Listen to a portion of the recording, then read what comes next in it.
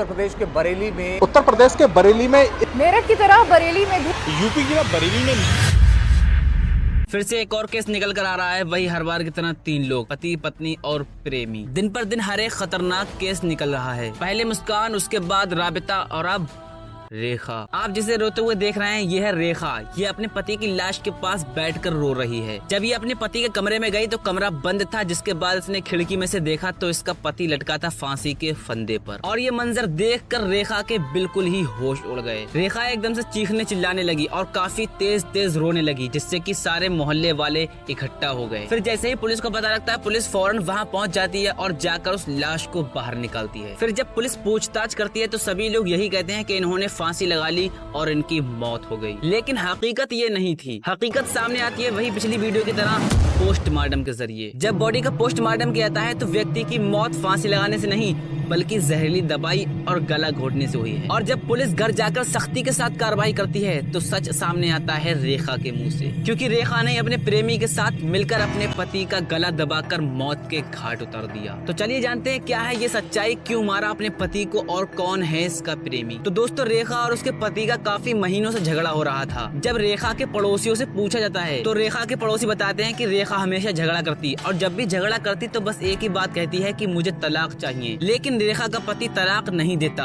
और इनके ये झगड़े हर बार होते रहते। और अब बात करते हैं कि रेखा हमेशा तलाक की ही क्यों बात करती। दरअसल दोस्तों, रेखा को एक पिंटू नाम के लड़के से प्यार हो जाता है और वह पिंटू के साथ रहना चाहती थी। इसीलिए जब भी झगड़ा होता था तो बस एक तलाक ही मांगती थी। और जब इन दोनों का ये झगड़ा काफी बढ़ता चला गया तो एक रात रेखा चाय में जहर मिलाकर अपने पति को चाय पिलाती है और चाय पीने के बाद रेखा का पति मर जाता है। और इस चीज में वह फंसे ना, इसीलिए अपने प्रेमी को बुलाकर वो बॉडी को ऊपर टांग देती है। इसके बाद पिंटू भाग जाता है और रेखा सोने चली जाती है और सुबह उठकर ये झूठा नाटक चालू करती है। फिर जब ये सारी खबर पुलिस को पता लगती है तो पुलिस इन दोनों को गिरफ्तार कर लेती है। और पता नहीं कि आज की औरतों को क्या हो गया है कि दिन पर दिन ये केस बढ़ते ही चले जा रहे हैं। और इसीलिए आप अपने घर को संभालें और इन खतरनाक कामों से बचें। और वीडियो अच्छी लगी हो तो वीडियो को लाइक करके चैनल को सब्सक्राइब जरूर कर दें।